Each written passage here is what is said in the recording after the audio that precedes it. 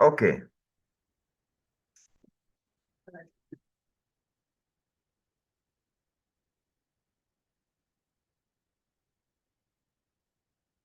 Okay, so chapter 6 is the skeletal system. The skeletal system is part of your musculoskeletal system. Can you please close the door? Thanks. So the skeletal system is representing the scaffold, the steel beam that hold up the building. So your body is a building. If it wasn't for those bones, those skeletal, those bones, that skeleton, you're just going to be a bunch of soft tissue that is collapsed. What holds you up to stand up and have tensile integrity, that steel girder that holds you up is your skeletal system. Then you have a musculoskeletal system where you have an intimate attachment of your muscles to your bone. So the muscle is a site of attachment to the bone tissue. So if it wasn't for the bone, your muscles cannot be attached and they cannot transfer their electric stimuli. So you know that your muscles will undergo action potential, and we learned that the muscle tissue is an excitable tissue, and this excitable tissue, once it gets excited, is able to contract. So when it contracts, it causes your bone to articulate and causes your bones to extend and causes your bone to flex. And that is how you're able to move, by flexing and extending these joints, because the excitation of the muscle tissue is now vibrating and transferring to your bone tissue. So the bones are the organs of the skeletal system. So the skeletal system is very important for protection, very important for mineral storage, very important for acid-base homeostasis, and important for blood cell formation and fat storage, and for movement and support. How is the skeletal system important for protection? You know, you keep the money inside the safe, because the safe is made up of metal, very strong. You cannot break it, so it holds its money. And the bones are housing and protecting what's even more valuable than money and diamond and gold and silver. They are encapsulating and protecting your own brain, encapsulating and protecting your heart and your lungs. So they're there for protection. And the skeleton protects the vital organs, such as we said, the brain, the heart, and the lungs. Also, the skull and the sternum, the ribs, and the pelvis protect these underlying organs. And this bone protects this bone socket protects the eye, protects the ears. So it has an important function in protection. Also, the bone tissue is important for mineral storage and acid-base homeostasis. So that shows you, for mineral storage and acid-base homeostasis, bone stores minerals such as calcium and phosphate, which are necessary for electrolyte and acid-base balance. So it stores calcium and phosphate and magnesium salts, and minerals are vital to the maintenance of electrolyte and acid-base balance. So this bone tissue is a mountain of phosphate salt, magnesium salt, and calcium salt. When we have hypocalcemia, when we have drop in the normal homeostatic levels of calcium in our blood, what happens? What happens when there's a drop? We need to replenish. We need to replenish the calcium. We need to replenish the calcium supply. So we go to the bone and we degrade the bone, and the bone is going to liberate bone powder. This powder is calcium salt. This powder is phosphate salt. This powder is magnesium salt. So if I have hypomagnesemia, if I have hypocalcemia, if I have hypophosphatemia, I go to my bone. I initiate the degradation, the breakdown of the bone to liberate this powder into my blood, from the bone into the blood. So I restore eucalcemia, I restore euphosphatemia, I restore eumagnesemia by degrading the bone. There are specialized cells that break this bone whenever I need my bone to be remodeled.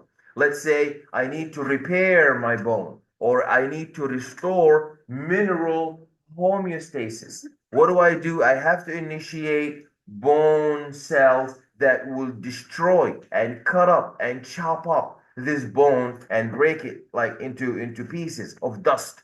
What are these cells known as? They are known as the osteoclast. So you know the C class is cut. They cut up the bone. Osteoclast cut up the bone. While osteoblast, osteoblast build up. They build up the bone. So what happens when I have too little calcium? I activate osteoclast, they cut up the bone, and then I have more calcium from my bone into my blood. And the opposite, if I have too much now, if I have too much calcium in my blood, that's too dangerous. Too much calcium is going to cause excessive depolarization of my heart muscle. Too much calcium is going to cause premature contractions, going to cause arrhythmia, is going to mess up the electricity of my heart. So now my heart is going to be contracting more rapidly than it needs to prematurely before the heart chambers are full of blood, they start to rapidly contract, and that's known as premature contraction. That was caused because I have too much calcium, inducing such a very rapid cycle of depolarization and contractions of the heart. So I don't need that. So in order to repair this hypercalcemia stress into eucalcemia, I activate osteoblasts. So the osteoblasts are going to start to recycle, take all of this calcium and build it up in the bone tissue, depleting calcium amount in my blood and increasing it into the tissue with the help of osteoblasts. And then I'm going to go down from hypercalcemia into eucalcemia. Okay, minerals are vital to the maintenance of electrolyte and acid-base balance. And we know that phosphate is a form of acid. So, for example, if I am suffering from acidemia, too much acid in the blood, or acidosis, I'm going to inactivate, I'm going to inactivate the process of breaking down bone and get excessive phosphate, salt in the blood. If I'm suffering now from alkalosis, I do the opposite. I start breaking down bone to liberate phosphate into my blood. So you have to know that phosphate is very important because it works as an acid. It works as an acid. The same thing happens not just in the skeletal system, but also in the kidney. So, for example, if you have acidosis, so much acid in the blood, your kidney is going to start to throw phosphate in the urine. And your skeletal muscles, your osteoblasts are going to start to take phosphate from the blood, storing it into the bone to deplete this excessive phosphate that's in the blood.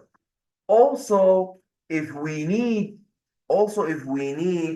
if we have alkalosis, we need acid, your kidney are going to start to take phosphate from the urine, put it back into the blood, and your musculoskeletal system is going to activate osteoclasts to break down the bone matrix to give you phosphate in the blood. So it's very important to make the connection between bone not just being important, steel girder, steel scaffold that holds up your soft tissue, that gives you the integrity to walk and transmit this extension of the muscles and flexion of the muscles. You have to understand that the bone tissue is also important for acid base balance.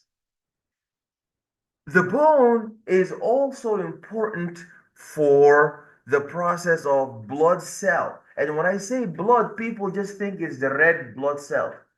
They don't understand that blood also includes plasma and blood also includes white blood cells.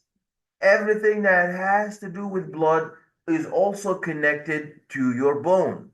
So if I cut up my bone, so remember when we were doing tissue, we said that if you look at an egg from the outside, you will never find out that there is yellow yolk inside, will you? If you don't cut it. If you look at an egg like that from the outside, anterior, posterior, dorsal, ventral, superior, inferior, that would just tell you that the boiled egg is white from the outside. So that's not enough. Anterior, posterior is not enough. Superior, inferior, dorsal, ventral, that's not enough. What do I need to know now if I need to examine this tissue? I don't just look at it from the front and the back and up and down. I have to cut it in half. So when I slice, when I cut this egg in half, I'm able to see that there is white yolk in the middle. So when I cut in half, when I cut the plane in half so that I have cut it exactly 50% into two planes, what is that known as? What is that cut known as? Transversal? I'm sorry? Transversal? No, transverse is when I cut not in the middle, so I can divide superior and inferior. Transverse is when I cut sideways, is when I cut the yolk sideways. So no, medially is when you are looking at things vertically. So medially is when you shift to the right and left up on your vertical plane. Yes. No, coronal is the other way from transverse. Sagittal. So sagittal, that's when I sagittal plane. That is when I cut my tissue in half. Now let's say I do cut it in half. I do cut my egg in half, but it's no longer 50-50. That's like 80%, and the top is 20%. So it is cut in half. I do see my yolk, but I see just a little bit of yellow yolk here, and the rest is on the other side. What is that known as now? Still sagittal. That's known as parasagittal. Parasagittal. Okay, so now when I cut my bone tissue sagittally, I will see that like a boiled egg, it looks white from outside because I see my periosteum, okay? And I see this periosteum fibrous tissue with the hydroxyapatite. You have to know this substance, hydroxyapatite. This is what makes your bone really strong. And this hydroxyapatite has no carbon in it. So that's known as inorganic. So the bone has inorganic component and it has organic component. We will talk about both. But for the inorganic component, the most important component of your inorganic structure of the bone is the hydroxyapatite. Okay, so when I cut my bone in half, I find out that, oh, it's not just outside white like an egg. There's something inside, and that is there is red marrow, there is red bone marrow, and in the middle of the shaft, there is yellow matter, and that is fat tissue. So yellow matter, butter, what is that? That's fat. That's my triglyceride. That's my glycerol. And why does the bone have fat? And why does the bone have lipids? Why does the bone have butter? Because it needs energy. This bone is tissue. It constantly grows. It remodels. So in order for it to respond to hypocalcemia, hypophosphatemia, hypomagnesemia, and repair all this deviation in calcium, magnesium, phosphate homeostasis, it needs energy. These enzymes that are able to catalyze these biochemical pathways that help the bone perform its homeostatic duties, they need ATP. So they need ATP, they utilize the ATP, they utilize ATP, and for that, they need that yellow matter. But where do we find the red matter? At the top, at the epiphysis. The epiphysis is where I have my red marrow. But in the hollow region in the middle, the yellow matter, that is where I find my fat tissue. So the red blood cell is the red bone marrow is the site of the blood cell formation, and these are forming blood cells in the red bone marrow. So hematopoiesis or erythrogenesis, tomato, tomato. Hematopoiesis is the making of blood. Erythrogenesis is the making of red blood cells. So hematopoiesis occurs in the red bone marrow. And now you see when we went down, so now this is no longer the epiphysis. That is the diaphysis. That is your medullary cavity. This hollow medullary cavity is the site of the fat storage, where you have the yellow bone marrow, where you have your fat and triglycerides stored for energy. And adipocytes are these fat tissue cells, and they store triglycerides in the yellow bone marrow. They store the triglyceride in the yellow bone marrow. Also, the bone tissue is important for movement because the muscles produce the body movement via their attachment to the bone. So we know that the muscle is excitable tissue, and this excitable tissue would produce the body movement via their attachment to the bone. So when we send electrical stimulation to the muscle is going to contract, and when the muscle contracts, who's so attached to the muscle? The bone. You know, they said, remember a story when they said, somebody was in a ship, and the ship was going to drown because the storm was, making the water very turbulent. And then the person jumped from the ship, and he was lucky enough to swim to the shore. And he said, I hate the ocean. I hate the sea because, it was going to make me drown. But the earth is so stable and it doesn't have any movement.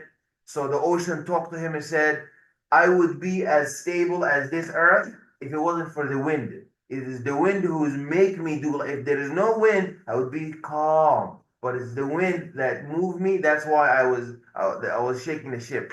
So the same thing. The bone will be not moving, but it is the muscle that make the bone move. And the muscle itself, it will not move except that your nervous system send the electrical stimulation. Does that make sense? The guy when he jumped from the water and he talked to the ocean. That's gonna be on the exam. What did the guy say to the ocean? Okay, so the muscle contracts and pulls the bones to generate the movement of the joint.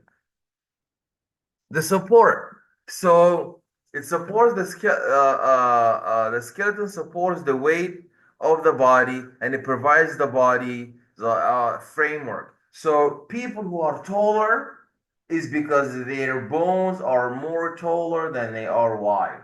And you will see that as we've been learning with our bone tissue, some bones are long and some bones are short. So these are the different important um, characteristics of your bone tissue. So the skeleton protects the vital organs such as the brain, and the mineral storage and acid-base homeostasis are important because the bone stores the minerals such as calcium and phosphate, which are necessary for electrolyte and acid-base balance and the blood cell formation. You see, the red bone marrow is always at the top, at the epiphysis. But The yellow marrow is here in what is this region called? I'm sorry? I said the region, the diaphysis. Excellent. And even in the diaphysis, you know the diaphysis, if you are all the way on the outside, that's a fibrous white capsule known as the periosteum. The periosteum. But when you move inside, this hollow region is known as what? Excellent. Who's talking? Yeah, very good. Very good, Amy. Excellent. Medullary cavity has support for movement and supporting the body. Okay, how many bones are in the body? So that could sound like a question on the final exam. How many bones are there? You don't have to know all of them, but you have to know how many they are. Okay, so there are 206 bones. But these bones are classified in different ways. There are long bones, and we know long bones are more long than they are wide. They are columnar, like a column. And some are short, meaning that they are more wide than they are long. Okay? And some bones are flat. But this is actually not entirely true because you know that the manubrium is classified as flat bone. Is it really flat? It's not flat, it's curved a little bit for the attachment of these intercostal muscles. Okay, so it is not entirely flat, but compared to the other guys, it's more flat than the others, but it's not 100% flat. And then you have your irregular bone. Irregular bone is like your navicular, your scaphoid, your hamate, your capitate, your cuneiform. I'm sorry? Because that's the function. That is the function. They are irregular because they're not columnar. You cannot classify them in any shape. They are not columnar. They are not short, and they are not flat like your scapula. They look like this. So yeah, they are shaped irregularly. Yeah, irregular. And then there's that one sesamoid that looks like a sesame. What is that one? One big mate patella, yeah. That's your sesamoid. You guys said it at the same time. Sesamoid. Patella, I heard it all over the place. Sesamoid. Okay, long bones. Long bones are longer than they are wide. And these are most bones of the arms, the legs, the hands, the feet, the fingers, and the toes. And they are named for their shape, not their size. You could be really long, but somebody who is shorter than you can weigh more weight than you do. So these long bones, they are longer than they are wide, and there are short bones like the trapezium, that's a carpal bone, and the short bone is about as long as it is wide, and is named after the shape and not its size. And the short bones, they are long as they are wide. And examples are the carpals and the tarsals.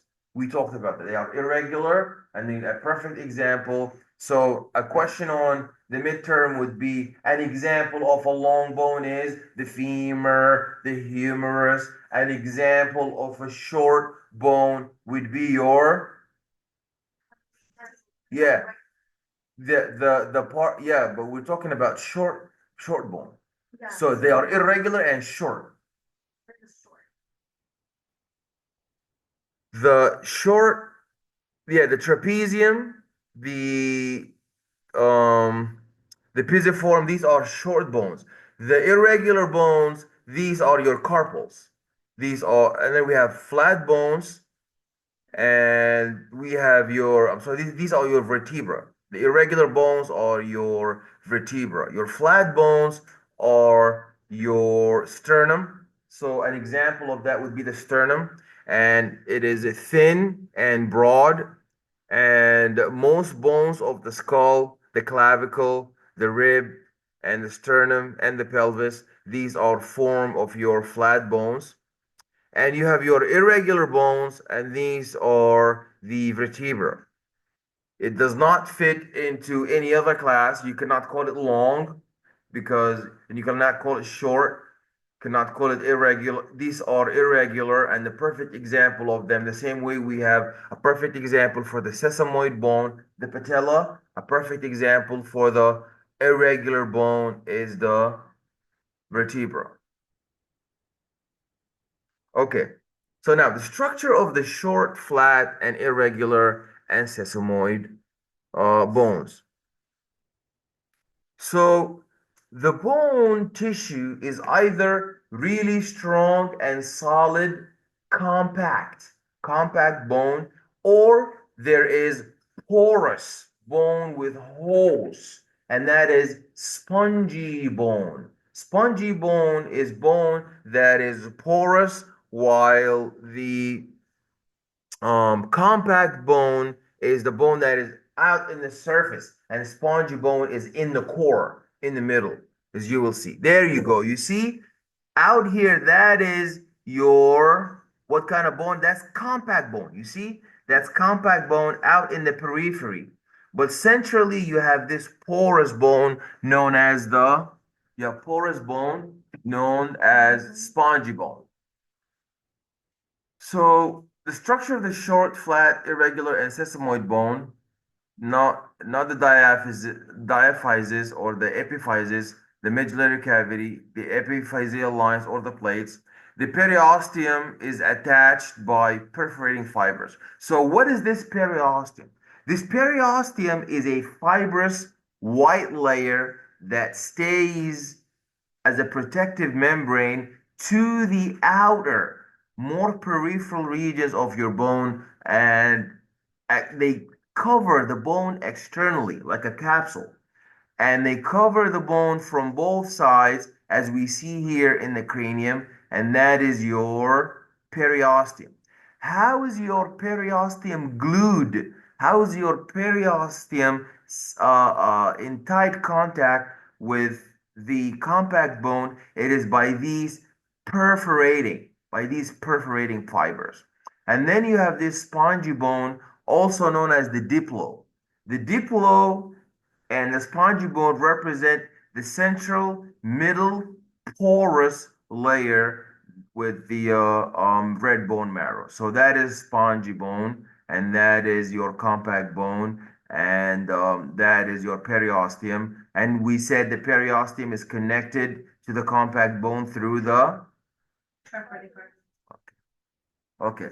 Now we're going to talk about the nutrient foramens. We're going to talk about the blood and the nerve supply to the bone. So when we look and we examine this from the outside, now we're looking at the boiled egg from outside. You see that the outer capsule, first of all, let's divide our femur into different regions. You have You have the epiphyses. These are your extremities. So you have this is your distal, this is your proximal region because it's closer to your hip, and that's your distal region of your femur, and both of them represent the epiphyses. While this long mid region known as the diaphysis, and when we cut sagittally, we see that there is spongy diplo, and we see that there are epiphyseal lines. These are remnants. These are remnants of cartilage tissue that ossified. And we're going to learn about endochondral ossification. And we're going to learn about intermembranous ossification. And we see that in the end, whether chondral ossification or intermembranous ossification, both of them are ossification, which means we get bone. But we get bone from what? If we get bone from hyaline cartilage, that is a form of endochondral ossification. But if we get bone from mesenchyme tissue, not hyaline cartilage, then that is not um, endochondral calcification. That is known as interosseous ossification. So this is the endosteum. This is the endosteum. That is a layer that is similar to your periosteum, but it's encapsulating and covering the bone from the inside, from the hollow regions that are inside in the medullary cavity. And we have to understand that the medullary cavity is the site of your lipid, the site of your lipid and triglyceride and fat tissue. What kind of section is that? What kind of cut is this? That is the sagittal cut. So now we're going to talk about the histology of the bone tissue. And it is a connective tissue with a unique extracellular matrix. So this extracellular matrix has inorganic component and organic component. What is the inorganic component of our extracellular matrix of the bone? What makes it really strong? The inorganic. What's the difference between organic and inorganic component? I'm sorry? What's the difference between inorganic and organic substance? Yeah, organic has carbon while inorganic does not have carbon. And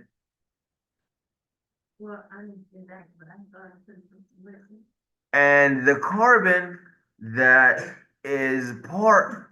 So what's the name of the tissue that gives the tensile integrity to your bone? It's known as the hydroxyapatite. That's the hydroxyapatite. And it is not organic, it is inorganic. So 65% of your extracellular matrix of the bone tissue is mineralized inorganic matrix. That is mineralized inorganic matrix, while 35% are organic matrix with collagen. And it makes sense that collagen is organic. Why is collagen organic tissue? Why is collagen organic tissue? Because collagen is a protein. What kind of structure is collagen? Primary, secondary, tertiary, or quaternary? Secondary. And proteins are made up of amino acids. Do amino acids have carbons? Yes, the alpha carbon. So now my bone tissue, is it majorly inorganic matrix or organic matrix? Inorganic. What's the ratio? Yes, 65 to 35. But both are important. Now let's talk about the inorganic matrix. The inorganic matrix is mostly calcium and phosphate salt. This hydroxyapatite. There we go. That's our hydroxyapatite. It stores about 85% of the calcium and most phosphate in the body. It exists as hydroxyapatite crystals. It exists as hydroxyapatite crystals. And you see hydroxyapatite has calcium, has phosphate, has alcohol. So an exam question would be, what is not considered part of hydroxyapatite? Oxygen, obviously we have oxygen. Hydrogen, we have hydrogen. Phosphate, we have phosphate. Calcium, we have calcium. What about magnesium? We don't have magnesium. What about carbon? That's definitely we don't have that in hydroxyapatite. Otherwise, hydroxyapatite would have been organic. It gives strength and it resists the compression. That's what makes our bone stronger than the soft tissue because the soft tissue extracellular matrix is full of elastin and malleable substance in their extracellular matrix. But for the bone, you have these inorganic crystal deposits and sediments that make your bone tissue really strong. Now, when we look at the organic matrix, it gotta have proteins and amino acids because these proteins and these amino acids have carbon. So the collagen fibers And the proteoglycans, these are sugars with proteins. And there are glycosaminoglycans, these are sugars with proteins also. And obviously, sugars also have proteins. We've seen that the glucose, the galactose, and the fructose, they all have carbon. And and the bone specific proteins. There are bone specific proteins. Collagen fibers. So collagen fibers, they give structure, they give tensile integrity. They resist the torsion and tensile forces, and they assist to increase the hardness of the bone. So not only does the hydroxyapatite, that inorganic substance, adds that tensile strength to your extracellular matrix, is actually also the organic substance, your collagen. So don't think my bone is only strong because of the inorganic hydroxyapatite. Not true. Also, your organic component, namely your collagen proteins and these sugars, your proteoglycans, your glycosaminoglycans, they are also strong and they provide and they add to the hardness of the bone. But mainly that hardness is because of that 65% inorganic tissue, your hydroxyapatite. Bone cells. We have these very important bone cells, the osteoblast, we say blast B, and osteoclast, class C, and osteocytes. Osteocytes, these are the computer. These are the ones who detect if I have extra calcium or if I have a drop in calcium, if I have hypocalcemia, if I have hypercalcemia, if I have calcium homeostasis deviation. That is detected by osteocytes. And osteoblasts and osteoclasts, what do osteoblasts do? B, osteoblast B, they build up the bone, while osteoclast C, they cut off the bone. Yeah, very good. Now, osteoblasts build the bone and mature into these osteocytes. So the osteocytes were in the past, is like a professor. He teach a lot, build the knowledge, but when he get really old, now he make the curriculum. Now he become the department chair. He sit down, he tell the other professors how to teach. The same thing the osteocyte. In the past, it used to be osteoblast building the bone, but then it becomes computer. It does more administrative work than actually performing the building up. It builds bone into mature, and then it builds the bone, and they mature, they retire. They retire as osteocytes. While osteoblasts, they are derived from osteogenic. So you have, first of all, osteogenic cells, osteogenic cells. The osteogenic cells, they mature into osteoblast, and the osteoblast in the end retire as osteocytes. Very good. The osteoblast build up the bone.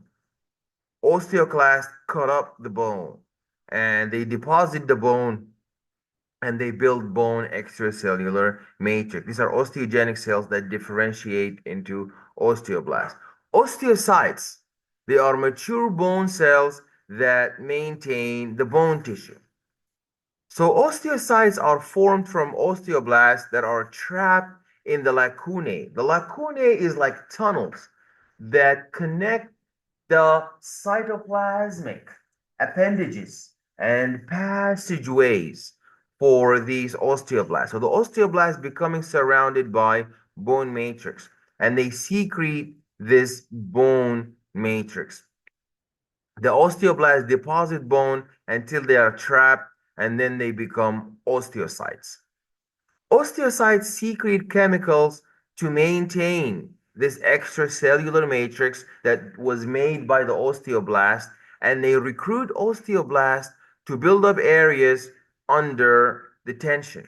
And you have bone extracellular matrix, and extracellular fluid is going to be generated in the lacunae, and osteocytes secreting chemicals they are required for bone maintenance. And osteocytes maintain the bone matrix, the bone extracellular matrix. Osteoblasts are large multinucleated cells that break down the bone extracellular matrix.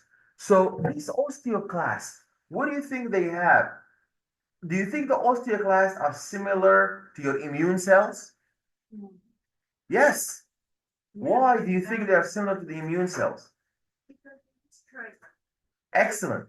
So that means they're going to have granzymes, they're going to have lysozymes, they're going to have metalloproteases, they're going to have a degradative enzyme, they're going to have reactive oxidative species, they're going to have acid. Otherwise, how are they going to break? So the military is similar to the police in that both of them have weapon, even though they have two different jobs. So same thing. Even though osteoclasts are part of the skeletal system and the neutrophils are part of your immune system, but in the end, both have these degradative enzymes to break things down. The macrophages, they break down microbes, infectious microbes, while the osteoclasts break down these bone matrix. So we suspect that it is the osteoclast, not the osteoblast. Osteoclasts are the ones who would have your degradative enzymes. So you see the osteoclasts are on the surface of the bone and they break down the bone secreting acid and enzymes from their ruffled borders. And these are the osteoclasts. These are their nuclei and they are between the periosteum. They are between the periosteum and the bone. They take in products to be reused by the body. So enzymes and acid degrade the bone extracellular matrix, and components of the bone extracellular matrix enter the osteoclast. So the process of bone resorption, that's the process of bone resorption by osteoclast. You see, these are the components of the bone enter into the osteoclast and the end. So do you see what happens? That's your osteoclast. Your osteoclast secretes acid and enzymes. The acid and enzyme destroys the bone. Then the bone products, your calcium and phosphate, enter into the no, not the bloodstream, into the osteoclast. Is like when you chop the cake with spoon, then you take it in your mouth. That's what happened here. It used the fork to sent this acid and enzymes to degrade the bone. That's my bone. After the bone was degraded, the products, the goodies that come out, the calcium, the phosphate, and the sugar, they go inside the osteoclast. That's how they eat up the bone and destroy the bone. So now we know that the bone tissue is made up of compact and spongy tissue. Spongy tissue is also known as cancellous tissue because it's cancelled and it is porous from the middle. So that is your spongy bone. You see your spongy bone has hole, and that is your compact bone. You see the compact bone is much thicker, much denser, while the spongy bone, the cancellous bone, is much, much more porous, much more porous. The spongy bone, I'm sorry, yes. Oh, like a chicken bone, like the little webbing parts of the chicken bone. Yeah, that's your cancellous bone, spongy bone. Look like a sponge with many holes inside. But the outer surface, the periosteum, that's the cover connected with the perforating fibers to your compact bone. And that is your compact bone. Okay. Now, spongy bone. Spongy bone is important because it resists the forces in many directions and forms a protective framework for the bone marrow. Now, imagine you had this compact bone You had this compact bone that is very thick, and you have it in the core. You don't have a spongy bone. So how are you going to have bone marrow? Red bone marrow. Red bone marrow cannot exist in compact bone because the red bone marrow needs canaliculi. It needs trabecula so it can secrete all of that cytoplasmic substance. All of this extracellular matrix has to be secreted through tunnels, through sponges, through these pores. That's why the bone marrow is more found in the spongy tissue, not the compact tissue. Spongy tissue is a porous tissue formed from the branching of the trabecula. You see, this is the trabecula. This is your trabecula, and that is your spongy tissue. While the compact bone is not, the compact bone does not at all have any trabecula, does not have any spongy or cancellous or canaliculi. It just has very thick fibrous layer. Now, if you look at the structure of the spongy bone, you see these are the lacunae with the osteocytes. These are the osteocytes who get trapped. The osteocytes get trapped in this extracellular matrix. So remember, the osteogenic cells differentiate into osteoblasts. The osteoblasts build up the bone by secreting so much extracellular matrix. The osteoblasts vomit so much extracellular matrix, and they end up being trapped in it. So they cannot get out, so they become osteocytes. Excellent. And they let out all of this through the canaliculi. So the canaliculi. And this whole structure is known as the trabecula. But the trabecula is actually a collection of the extracellular matrix that was secreted by the osteoblast. In it, trapped all of the osteocytes in the extracellular matrix that they secreted. And these are osteoclasts. Osteoclasts always in the surface. Osteoclasts are always in the surface, as we've seen here. You see, they are between the collagen of the periosteum and the bone. They are always on the outside so that they can degrade the bone and get all the sugar and the organic substance and inorganic material. So you see, when the osteoclast breaks the bone, obviously the bone is made up of inorganic tissue and organic tissue. So inorganic tissue calcium phosphate is taken, while organic tissue is taken by the sugar. Okay.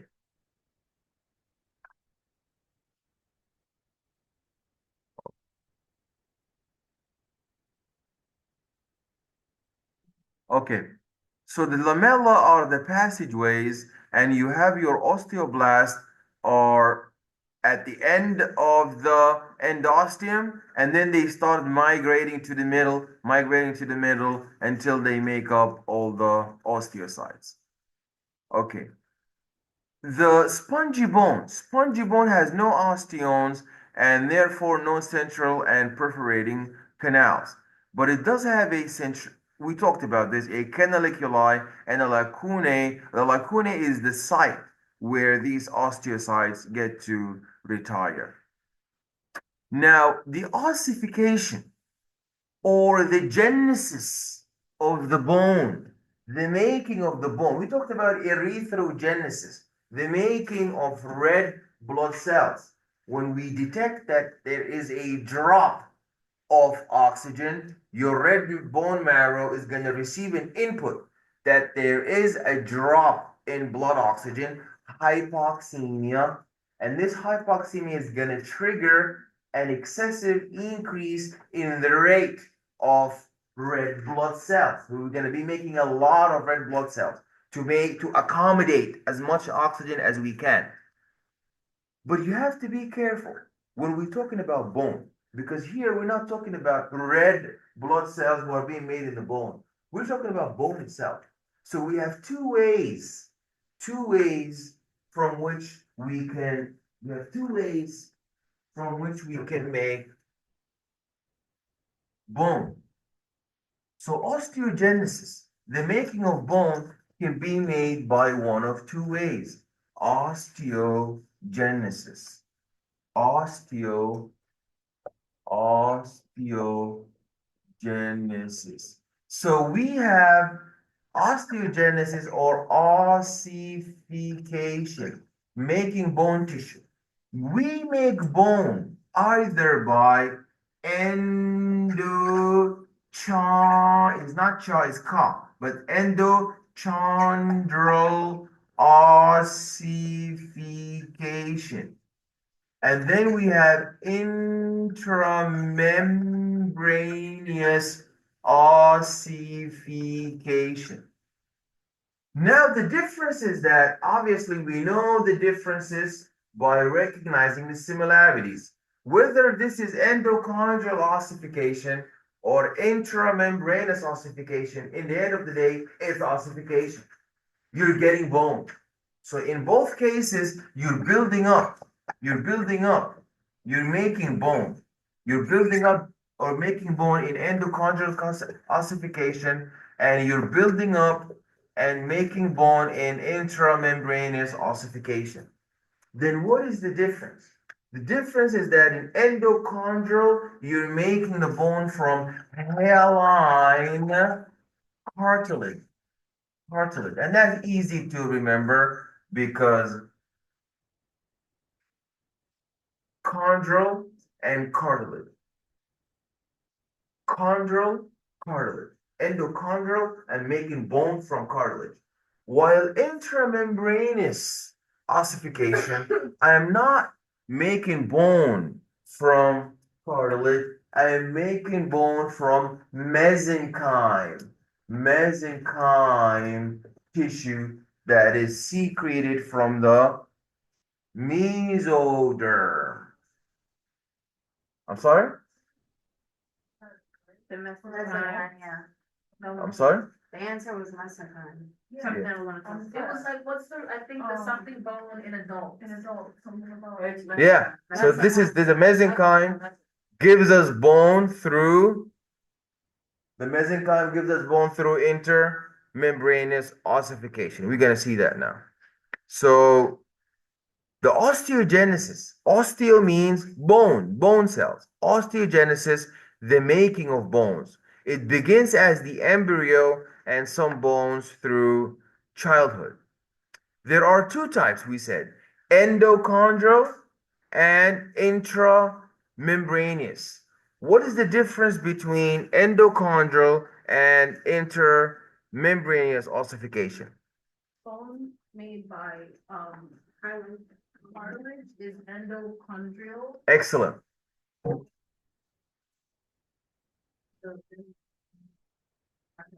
Mesenchyme.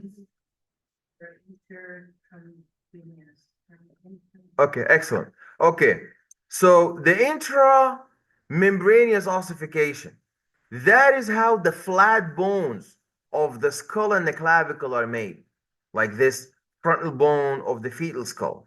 It originates, who do we say originates from? The mesenchyme. Yeah, we write it as chyme, whatever helps you to remember it. But yeah, it originates from, that's just why I said endochondral. I do that too. Whatever makes you remember. Originates from the mesenchyme, embryonic connective tissue, and the spongy bone forms before the compact bone at primary ossification center. So the spongy bone forms before the compact bone at the primary ossification center. This is the high concept of intermembranous ossification, is that in intermembranous ossification, you don't have the compact bone generated first. You have the spongy bone. Because remember, I have two types of my bone. It's either spongy bone, the middle porous part, or the really strong bone that is on the outside, and that is your compact bone. In intermembranous ossification, who develops first? The spongy bone. The spongy bone. Excellent. The middle layer, the spongy bone. So there are four steps in intermembranous ossification. The osteoblasts develop in primary ossification center, and the osteoblasts secrete, we said they vomit their matrix, and then this extracellular matrix calcifies, and then you would have early spongy bone forming, and then after that, you would have the beginning of the compact bone. So that's the first step. The osteoblast develop in the primary ossification center. The primary ossification center is the region where we begin the process of the intermembranous ossification. That is the primary ossification center. And you see the mesenchyme cells. The mesenchyme cells feed into the primary ossification center, and you have osteogenic cells trigger. Remember, we said the osteogenic cells, they are for the genesis and the making of osteocytes, and they cause osteoblasts to mature and to start secreting extracellular matrix that would get calcified to give my bone its integrity substance. And these are the collagen fibers that are distributed around your mesenchyme.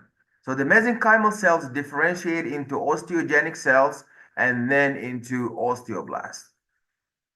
Then the osteoblast secrete organic matrix which calcifies. You see the osteoblast that matured from the mesenchyme, they secrete organic matrix, and then you would have uncalcified organic matrix, and the calcium salts in the calcified bone would be around your osteoblast, and then your osteoblast would get trapped, and then they would retire, and then they would become osteocytes, and the trapped osteoblasts become osteocytes.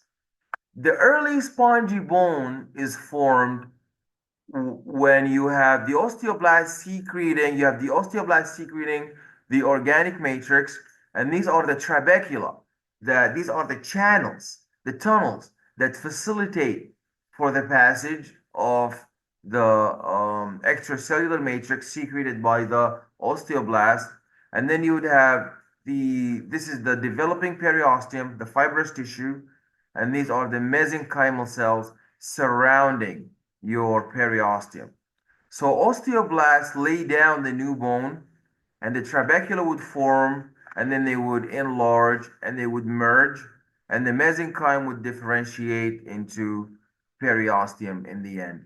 So the last step is the early compact bone is formed, and the spongy bone calcifies to form immature compact bone. So the mesenchyme was the first step in first giving us spongy bone that would later develop into peripheral compact bone.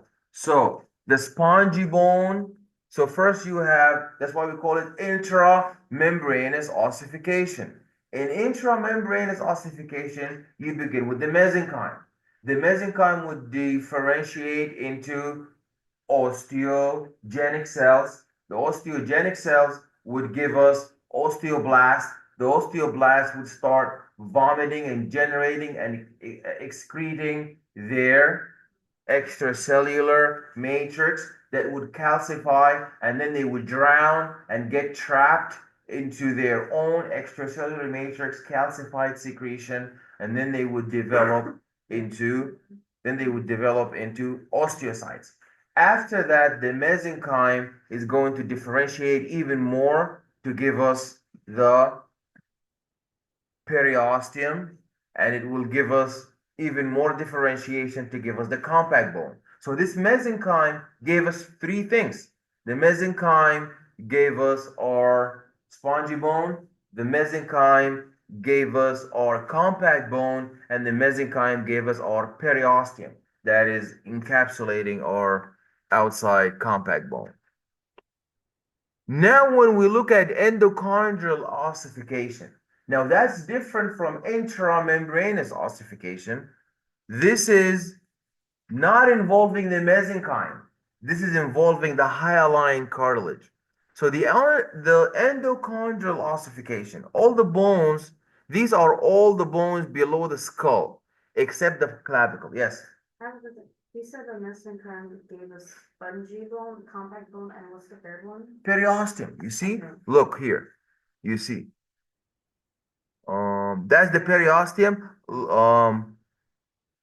You see, the mesenchyme differentiate into a periosteum. So it gives us all three layers of the bone: the spongy layer, the layer on top of it, the compact bone, the layer capsule, fibrous capsule on top of it, the periosteum.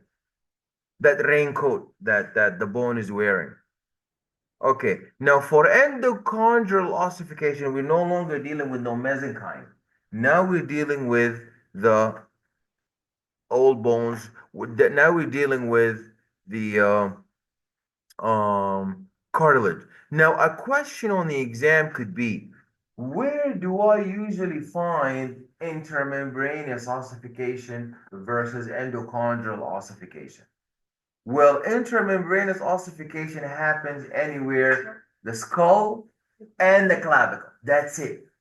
Everywhere else, that's endochondral, except your skull and your clavicle, your collarbone. These are the only bones that are made through intramembranous ossification with the mesenchyme. But it is the bones of your rest of the body, they are made by endochondral ossification. All bones below the skull except the clavicle, and they start from hairline cartilage when we said that, and they consist of chondrocytes. Chondrocytes are similar to the osteocytes, but they are made of, these are the cells of the cartilage. Osteocytes are the cells of the bone. And the cartilage extracellular matrix is surrounded by perichondrium with chondroblasts. So the endochondral ossification begins with the same way the mesenchymal ossification, the intramembranous ossification, began with a primary ossification center. So does the endochondral ossification begins with a primary ossification center, and that is to produce the primary bone. The long bones contain a secondary ossification center with the epiphyses. So the long bones contain multiple ossification centers in the epiphyses, not the diaphyses. So the chondroblasts in the perichondrium differentiate into osteoblasts. So in the mesenchymal differentiation, you had osteoblasts that are coming from the mesenchyme. In endochondral ossification, you had osteoblasts that are coming from the perichondrium. So the perichondrium fills with blood, and the chondroblasts differentiate into osteogenic cells, and the osteogenic cells would then differentiate into osteoblasts, and then the perichondrium becomes the periosteum. So this figure here shows you the chondroblast in the perichondrium differentiate into osteoblast. So that's the first step, very similar to the mesenchymal intramembranous ossification. The mesenchyme began to give you the osteoblast, while here it is the chondroblast that differentiate into the osteogenic cells, and then the osteogenic cells differentiate into osteoblasts. The second step, osteoblasts build the bone collar or the external surface of the bone. And the bone collar is a ring of early compact bone. So here you will see the osteoblast building the bone collar on the bone external surface as the bone begins to ossify. So here we see the osteoblasts take on the next step. After these chondroblasts differentiated into osteocytes, and the osteocytes differentiated into osteoblasts, the osteoblasts begin to excrete their extracellular matrix, and you start to begin the bone collar, start to build the bone collar. Then the calcification of the internal cartilage and the chondrocytes would start to die. These chondrocytes that gave us these osteoblasts would now start to die, and the next phase of converting that extracellular matrix that is generated by the osteoblast which came from the chondrocytes, is now going to intensify and is now going to calcify. So we're going to move on from extracellular matrix substance into calcified substance, which was very similar compared to your mesenchymal intramembranous ossification. And then the calcification would cut the blood supply to the chondrocytes because chondrocytes have already done their function. They have already differentiated into osteocytes, and the osteocytes differentiated into osteoblasts, and osteoblasts differentiated into extracellular matrix. Then this extracellular matrix would differentiate and would calcify, and this calcification is going to cut off the blood supply to the chondrocytes because the chondrocytes have already differentiated. They died. They no longer need blood supply, and now I have my actual bone mass. So the osteoblast would replace the calcified cartilage with early spongy bone in the primary ossification center. So the osteoblasts are going to remove this calcified cartilage and deposit spongy bone with trabecula, and the secondary ossification centers and medullary cavity would start to develop.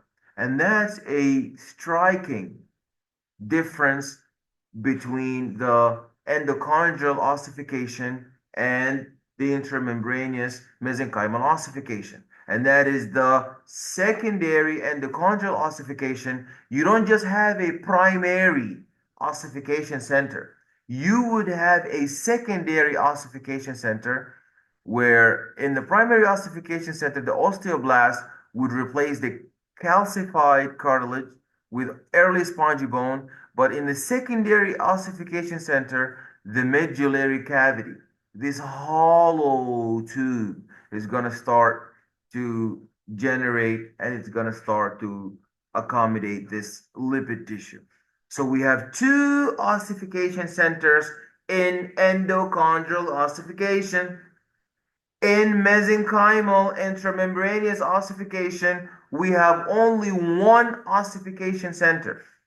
But in the chondral ossification, you would have two centers, one for the development of the bone mass, and the second one is for the development of the medullary cavity. You see, the medullary cavity is generated from the secondary ossification center. Then the remaining cartilage is going to be replaced with bone. And that is how the growth happened. When we remove the cartilage and we deposit bone in its place, that's how we grow taller. That's how we increase. So the osteoclast would degrade the spongy bone to form the medullary cavity. And the epiphysis would finish the process of ossifying because now the entire gap that you had cartilage has now been completely replaced with bone tissue. Now you don't have cartilage, and instead of that area becoming a plate, is going to become a line. So we're going to be converted from epiphyseal plate. What's the difference between epiphyseal plate and epiphyseal line? Plate was cartilage, but line, the cartilage has now completely been removed and you have bone in its place. So it's going to turn into a line. So the epiphysis finishes ossifying and the cartilage remains at the epiphyseal plate and the articular cartilage. So as the medullary cavity enlarges, the remaining cartilage is replaced by the bone. So this is how we compare endochondral and this is how we replace the endochondral and intramembranous ossification. Intramembranous is found where? In your flat skull bones and the clavicle, while the endochondral is found everywhere below the skull except the clavicle. The intermembranous, you see MM, the intermembranous ossification begins with the mesenchyme. How many germinating centers, how many ossification centers does the intramembranous ossification have? It has only one.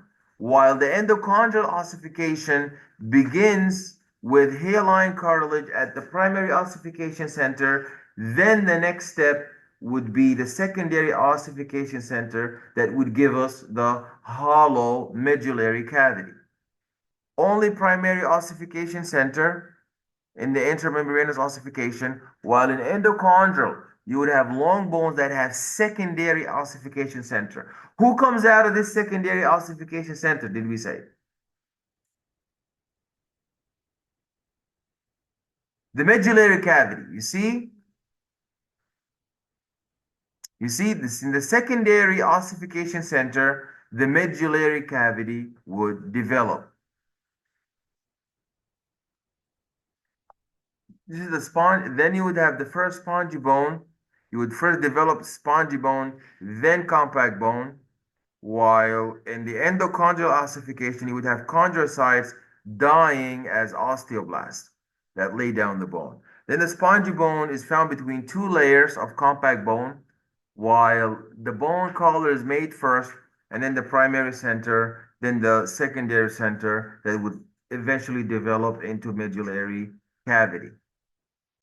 So if we look at a radiograph of a child's hand, it shows the epiphyseal plates, these end plates that are growing by endochondral ossification. They have incomplete ossification of the carpal bones. So you see the baby who is just born, the ossification is not entirely complete. So you see the epiphyseal plates, they have a gap. That gap is going to be converted from a plate into a line because you would have growth. And that is also found here. And the carpal bones are largely not visible because they have not completed the endochondral ossification. After a while, the ossification is going to happen to the different poles, and you will see that this cartilage is going to be converted into bone tissue. That's in the slide.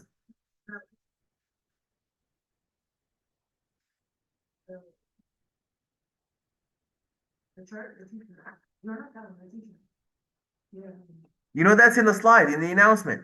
If you click on the announcement, yeah, you saw it? Yeah. Okay.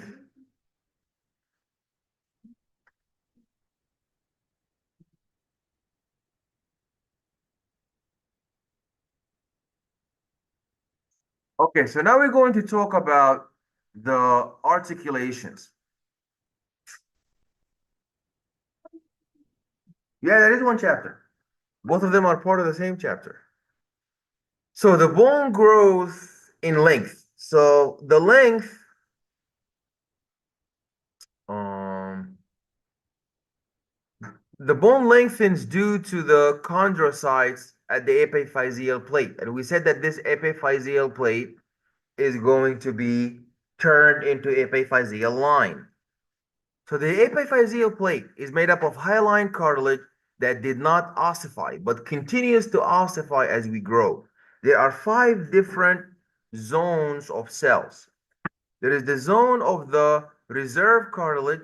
It is closest to the epiphysis, and it is not involved in the bone growth. That is known as the zone of the reserve cartilage. Then you have, that is your zone of the ossification. That is where you have the actual buildup of bone. And that is the zone of the calcification. On it, you would have a lot of dead chondrocytes. And there are a lot of osteoblast and calcified cartilage in the zone of the ossification. That makes a lot of sense because we are building up bone and we are converting calcified cartilage into bone. So that's why in the zone of ossification, you have a lot of osteoblast and calcified cartilage. In the zone of calcification, you have fully differentiated dead chondrocytes that have already excreted and vomited and aggregated a lot of their extracellular matrix and calcified cartilage that has been secreted. This cartilage has been secreted from the chondrocytes. The zone of hypertrophy and maturation. That is how we're going to start to grow and narrow down this plate into a line. and this is the zone of the proliferation. So we ossify, we move downward. We ossify, we make our chondrocytes, and then there is hypertrophy and mitosis of this cartilage tissue, and then you have proliferation, and then there's the final buildup of bone tissue, and then you have some remnants. These are known as the zone of the reserve cartilage. The zone of the reserve cartilage is closest to the epiphysis, and it does not participate in bone growth. The epiphyseal plate is a zone of proliferation with dividing chondrocytes inside the lacunae. And as they divide, the cells above become part of the next zone. Okay, the epiphyseal plate is next is the zone of the hypertrophy and maturation. We've seen that. This is the zone of the hypertrophy and maturation, and this is the zone where you have aggregates of these matured cells that are constantly in your cell division cycle, dividing and giving us chondrocytes that would eventually proliferate and build up bone, converting cartilage into ossified and bone tissue. It contains mature chondrocytes. This is the zone of hypertrophy. That's the zone that contains the chondrocytes. In the epiphyseal plate, that is the plate that would later on be converted into the epiphyseal line, and that is a plate that is next to the zone of the calcification, and it contains a lot of dead chondrocytes that may have already calcified. That is the zone of the calcification. Lastly is the zone of the ossification, and it is composed of calcified chondrocytes and osteoblasts that build the bone. So we go down from the reserve. We move upward. We build the bone moving upward. So that's our zone of reserve cartilage. And this is the beginning of the proliferation and mitosis, entering a cell division cycle. And then that is the continuation of the hypertrophy and maturation of cartilage tissue. And that causes the calcification. You have the zone of calcification. And this is the zone of the ossification, and you have your mature bone that has been completely converted into bone from these chondrocytes. So you see these are chondrocytes surrounded by calcium, calcified tissue that would be converted from cartilage, calcified cartilage, into mature bone. So the chondrocytes divide in the zone of the proliferation. You see, these are the dividing chondrocytes. This is your reserve cartilage tissue, and then you would have your cartilage extracellular matrix that would mature into dividing chondrocytes in the state of mitosis, dividing and giving us more cells that are later on going to be converted into bone tissue from being in a state of cartilage. So new cells become part of the next zone. So the chondrocytes reaching the next zone enlarge and they mature. And the cells in the zone of the hypertrophy and maturation, they stop dividing. And the lacunae are larger in this area. The lacunae are the areas where you would have the deposition of these mature chondrocytes. So we see the first step, your chondrocytes are dividing in the zone of proliferation. These are the chondrocytes dividing in the zone of the proliferation. Very similar to what happens in the epithelial tissue, how the bone, how the simple epithelium is going to mature all the way from the basal lamina, moving up the different stages till they reach the corneocytes. These are the most superficial cells at the surface of your skin. Same thing with the bone. In the bone at the surface, you have the fully matured cells, where you would have a beginning where chondrocytes would divide into the zone of the proliferation, and then the chondrocytes that reach the next zone would enlarge and mature, and then the chondrocytes would die and their matrix would calcify, and the calcified cartilage is going to be replaced with bone. and the direction of the growth in which the new bone is added, going from the bottom layer to the top layer until this entire plate is going to be so thin because all of the cartilage has been removed and converted into bone. That cartilage plate is going to be now called cartilage line. Epiphyseal plate is going to be made into epiphyseal line. So the bone is going to grow in length. So the chondrocytes would die and the matrix that is surrounding them would start to calcify. Then the chondrocytes in the zone of the calcification, they have no connection to the blood supply. That's how the calcification would cut off the blood supply to these cells. That's why when the valves, the heart valves, are calcified, they deteriorate and they allow reflux of blood because this calcification stopped the blood supply to these valves. So the cells would die and the extracellular matrix would accumulate calcium deposits. See, it's going to accumulate calcium deposits, and the bone growth would increase in length, and the calcified cartilage would be replaced with bone, and osteoblasts would start to invade the calcified cartilage and they would lay down bone on top of it. The calcified cartilage bone structure is going to be resorbed by the osteoclast and replaced with bone. So you see how your osteoclasts are like scissors.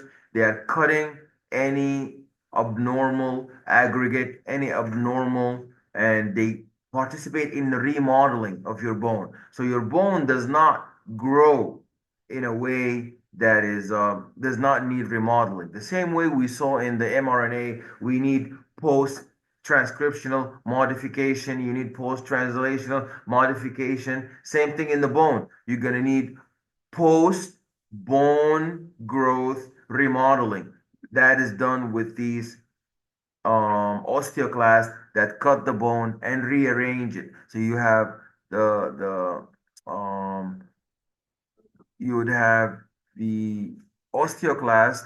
They're going to resorb. So breakdown of bone, we refer to that always as resorption. So the calcified cartilage bone is resorbed by the osteoclast and is replaced with bone. You see? That is the direction of the growth in which the new bone is added. This process of bone growth is going to be continuous if mitosis occurs at the zone of the proliferation. And that is 12 to 15 years of mitosis that would slow down, but the ossification would continue. So we would perform mitosis in order to have a bank, in order to have a reserve of all of these chondrocytes that have the potential to secrete all of these chondrocytes and differentiate to give us these osteoblasts that would give us the bone. So just because we are creating a bank, we are creating a reserve, it does not mean we will continue doing this eternally. By the age of 15 years old, you're going to have the maximum amount of bone cells that your body is going to utilize throughout your lifetime to convert cartilage into bone in your endochondral ossification. Now, in the age of 18 to 21 years, the zone of the proliferation would completely ossify. So now you would remove your entire plate. The entire epiphyseal plate is going to be changed into an epiphyseal line. Now, the growth in the width. So the bone doesn't just grow in length. The bone grows in width, and there is a appositional growth. And the appositional growth is you would have osteoblast between the periosteum and the bone surface. They would lay down a new bone, and they form new circumferential lamella, and this lamella is added deeper in the circumferential lamella and are removed or incorporated into the osteum. Okay, so that just shows you the ridges in the periosteum that create grooves for periosteal blood vessels. Then you have the periosteal ridges fuse forming an endosteum line tunnel. And the osteoblasts in the endosteum build new concentric lamella inward toward the center of the tunnel. And the bone grows outward, and the osteoblasts in the periosteum build new outer circumferential lamella, and the osteon formation repeats as the new periosteal ridges fold over the blood vessels. Okay, so why are hormones important? So growth hormone would enhance protein synthesis and cell division cycle in nearly all the tissues. So growth hormone would increase the mitotic rate of chondrocytes in the epiphyseal plate. It would increase the activity of osteogenic cells, and it would stimulate osteoblast in the periosteum to trigger appositional growth. Now, we talked about bone remodeling. We talked about bone remodeling in the sense that who performs bone loss, bone degradation? Who performs bone degradation? Is it osteoblast or osteoclast? Osteoclast. So this bone loss or bone resorption and the formation is made by osteoblast. They occur simultaneously. So look, who here is degrading and who's building? Can you tell me, are the orange cells building or are they degrading? Are these ones building or degrading? Raise your hand if you think these guys are degrading. Raise your hand if you think these are building. They're not building because they're taking things back. Remember, we said they throw things out to destroy the bone tissue. Then they take all the inorganic substance, the calcium and the phosphate, and they take inwardly all of the carbon. They take all the organic substance.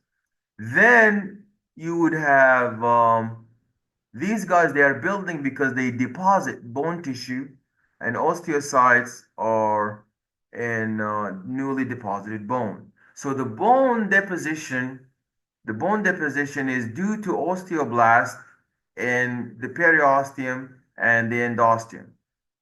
You see, it's due to the osteoblasts that are found in the periosteum and in the endosteum. They secrete proteoglycans, glycoproteins, calcium, ATP, and enzymes that initiate the buildup of bone. The secretions bind collagen fibers and calcification would begin.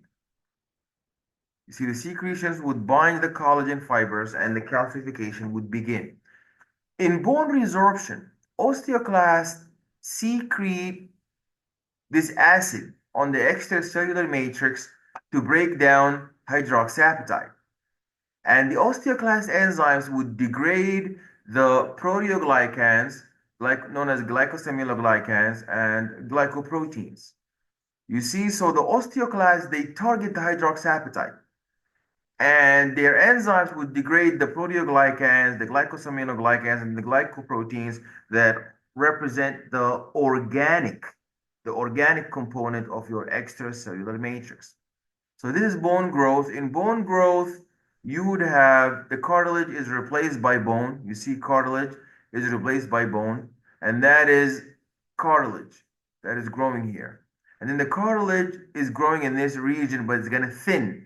Cartilage is replaced by bone. You see cartilage being replaced by bone, indicating intramembranous or endochondral ossification. Cartilage, cartilage, converting cartilage into bone. Is that an example? Converting cartilage into bone. Is that an example of endochondral ossification or intramembranous ossification? Endochondral ossification. And here you see that bone is remodeled where you see we are breaking this down. We are removing removing some part of the cartilage and adding bone somewhere else. So we cut from one place, so we are reconstructing. Remodeling the bone is reconstructing the bone, rearranging, redeveloping the bone. So the bone remodeling in response to tension. So the bone deposition occurs in proportion to stress. So heavier the load, the more bone tissue is going to be deposited. So it refers not to the weight, but to the compression.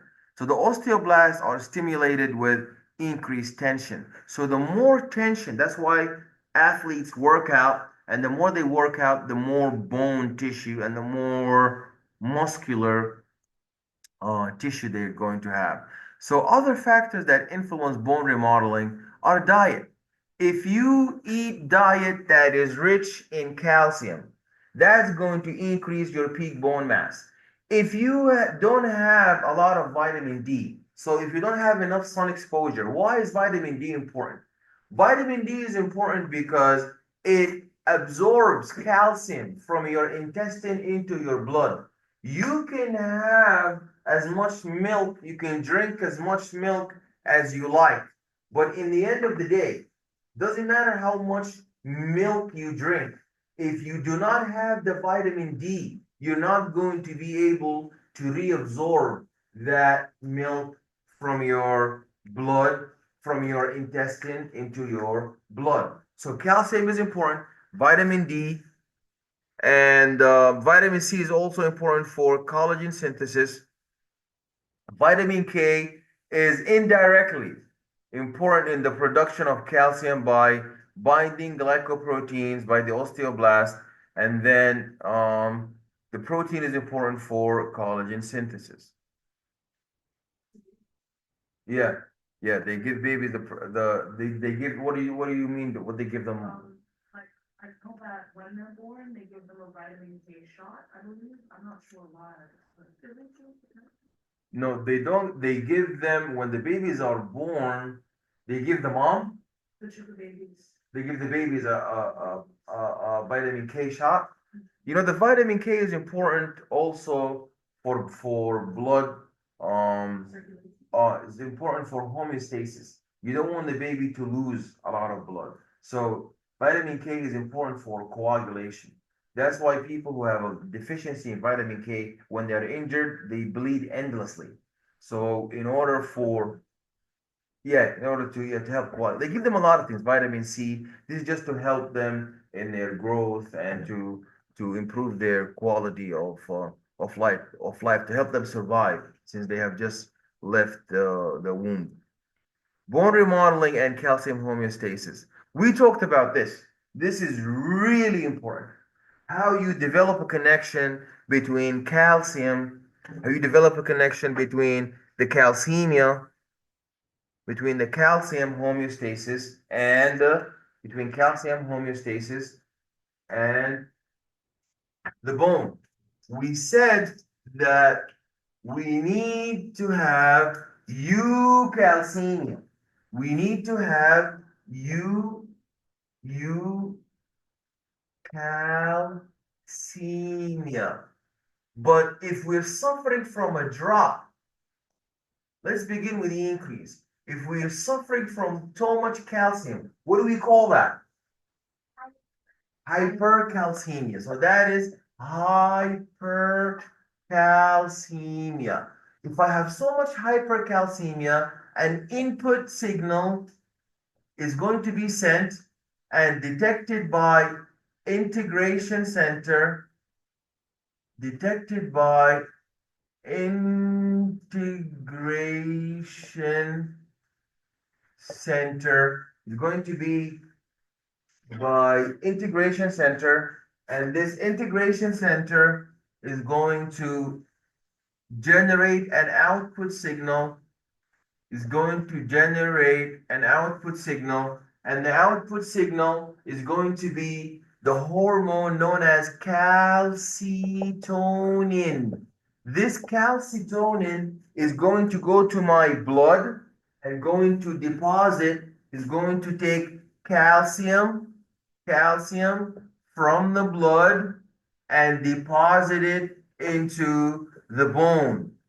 He's going to take calcitonin, will take calcium from the blood and deposit it into the bone. And who does that? Osteoclast or osteoblast?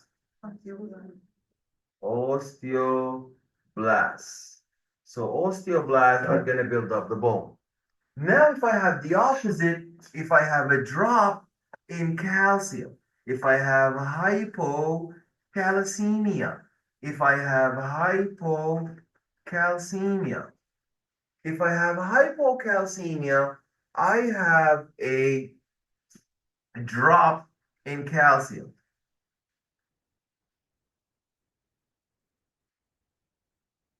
I have a drop in calcium, and this drop in calcium is going to be sent as an input signal, and the input signal is going to be detected by your parathyroid gland. That's your parathyroid gland. That is your parathyroid gland is going to detect this calcium homeostasis deviation and is going to generate an output signal. Is going to generate an output signal, and the output signal is going to be PTH, parathyroid hormone. The parathyroid hormone is now going to go to the bone, is going to go to the bone, is going to go to the bone and degrade from the bone into the blood. Remove calcium from the bone into the blood, and that is by initiating osteoblast or osteoclast. Osteoclast. So osteoclasts are going to be activated to break down the bone and the blood. These two are golden. Very important to know that when I have hypercalcemia, an input signal is going to be generated, and that's going to be detected by integration center here known as the parathyroid gland. Parathyroid gland is going to send calcitonin, that's the hormone calcitonin, and calcitonin is going to activate osteoblasts who will take calcium from the blood, remove calcium from the blood. You see how I replaced plus? That's why they call it negative feedback, because I reversed plus with minus. So I had hypercalcemia. Now I remove calcium. I have hypercalcemia in the blood. Now I remove calcium from the blood. Then I go back to eukαλcemia. But here, when I have a drop in calcium, hypocalcemia, an input signal is going to be sent and detected by integration computer center. And the computer center is a gland who is your parathyroid gland. That parathyroid gland now is not going to secrete the same hormone. It's going to secrete parathyroid hormone. And the parathyroid hormone is going to go into the bone, is going to go into the bone, and it's going to activate osteoblasts. And the osteoblasts are going to start building up from the blood into the bone. They're going to start, I'm sorry, not osteoclast. I apologize. Osteoclast. They're gonna start degrading the bone and building up the taking powder, bone powder from the bone mountain, degrading it into the blood, restoring the calcium homeostasis. That's what we see here. So you see the parathyroid gland, your integration, your computer, they detect a low blood calcium level. And then there's a control center known as the parathyroid gland cells. They release the parathyroid hormone into the blood. And then you have the osteoclast, they resorb the bone, and these are the effector. And then the kidneys also would retain calcium, and the intestine would increase their rate of calcium absorption. The opposite, we talked about that also. The response to high blood calcium levels is calcitonin is secreted from the thyroid gland to reverse the effects of the parathyroid hormone, and that is done with the help of, you see, calcitonin. So calcitonin would decrease, would respond to an increase in blood calcium by decreasing blood calcium by initiating osteoblast and inhibiting osteoclast, and that would cause osteoblast will be unopposed, and the osteoblast would deposit calcium into the bone, removing calcium from blood into the bone. Now, the bone fractures. Simple fractures, there are simple and compound fractures. So the simple fractures are the skin and tissue the skin and the tissue would remain intact, while the compound fractures would involve a hematoma, would involve the development of clotted blood. So there are different types of compound fractures. So a compound fracture, remember, the third degree burn would go all the way deeper from your epidermis to the dermis to the hypodermis. Same thing with the compound fracture. The compound fracture is not as superficial as the simple fracture. The simple fracture would have skin and the tissue intact, while the compound fractures would involve damage to the deeper tissue, yeah, of the bone. How about the second degree burn? Like how, The second degree burn, that's just going to be the epidermis and part of the dermis. But if you remove the dermis and the hypodermis, that's a third degree burn. But you're not supposed to like say vulgar things, that's very bad. And that's when you say like the F word and all that kind of sorry. stuff. Yeah, you guys are going to be nurses and professionals and don't speak like that. Yeah. So like when you get a burn and it's like, it's only like, you get like you know how you get a burn, it's like a bubble on the top? Would that Yes. only be the epidermis or would it be the epidermis and slightly some of the? Definitely the epidermis. So where did that water come from? That's your blood, right? Your blood is running, bringing all the leukocytes because with that burn, there's also bacteria.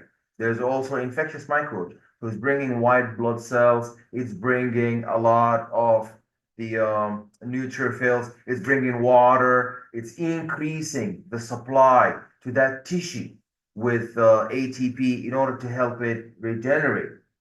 Okay, so that bubble is edema. That's why we said inflammation. You have swelling, and you have redness, you have heat, and you have pain, and you have loss of function. The fever is a separate response to infectious microbes. Okay, these are the different types of the fractures. So the spiral fracture results from the twisting forces that are applied to the bone. So you twist the bone until you fracture it. Then the comminuted bone fracture is different because here you'd have the bone is shattered into multiple fragments. So that's a fracture in which the bone is shattered into multiple fragments, and that is one is harder to repair than this one. Yes. That looks broken.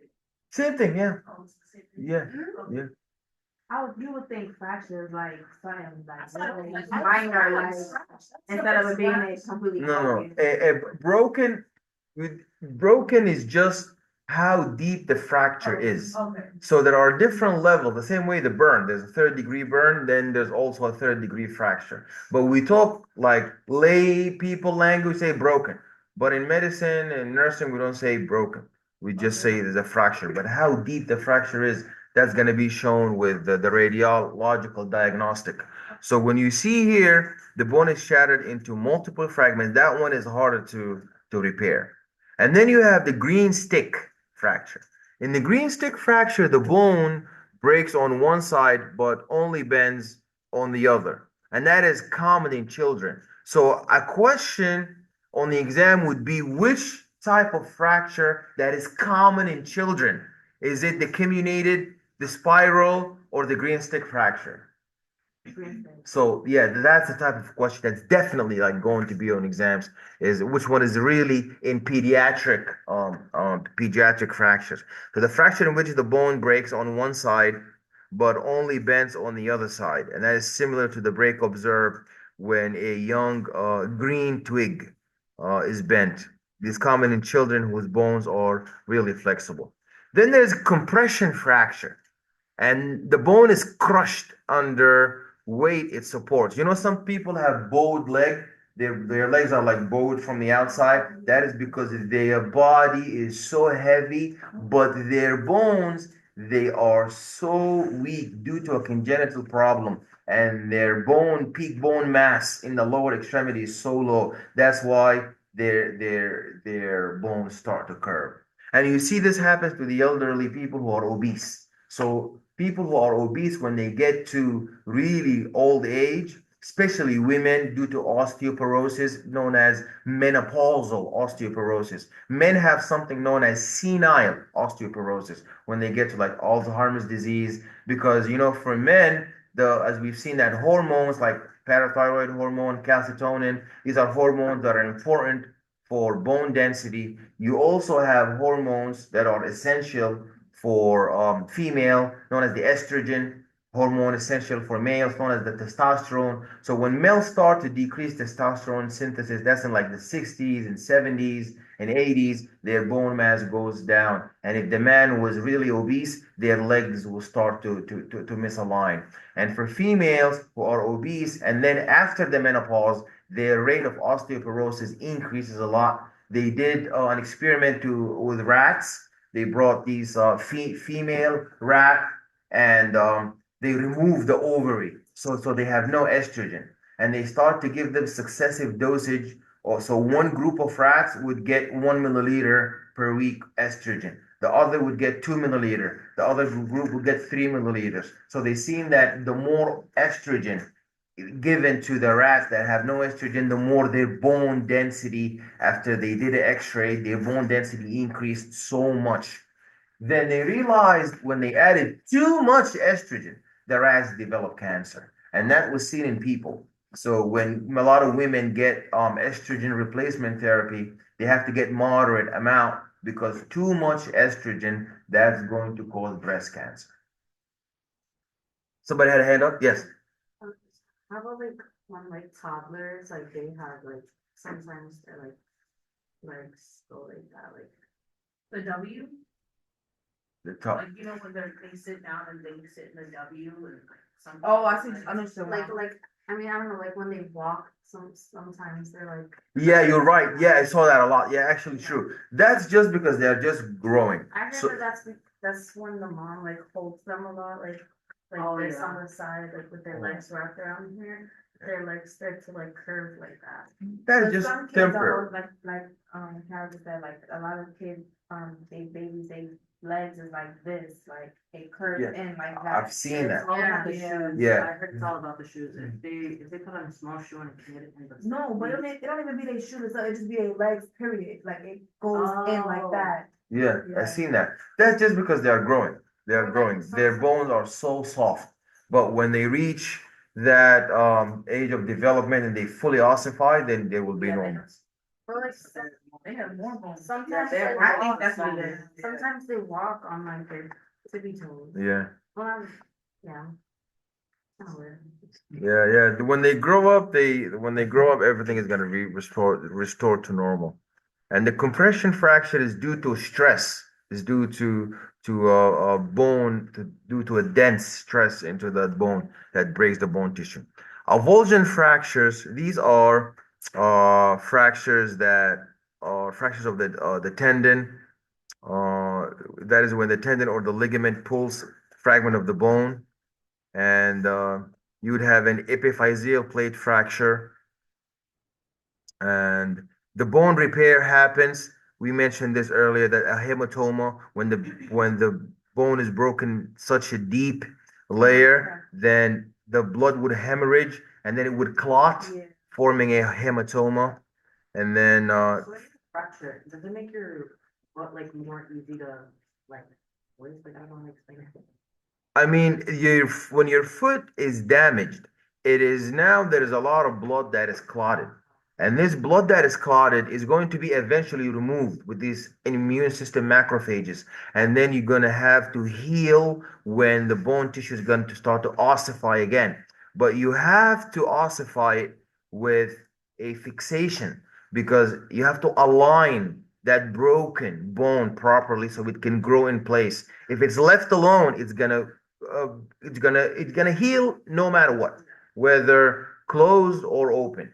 Open is with a surgery when they open the limb and they restore that bone tissue. That's But when the it is closed is when they put a cast Oh, on the outside. But that is very important because if they don't put a cast, then it's going, yeah, it's going to Yeah. grow out of the place. Yeah. That's like back to like the hematomas, cause I see that a lot in the OR, like, they have to like basically, cause they do it like in the head, so like they have to basically take that part of the brain off because I think the brain is like swelling up a lot. Yeah. So it's like they take it off and I see like a lot, like they, Oh, hematoma in the brain. yeah. Oh yeah, that make I Yeah. thought you meant they take a region of the brain if something No, is no, no, wrong like and they broken take in it there. off, I think the brain is like swelling up a lot, so Mm, I've been seeing that. yeah.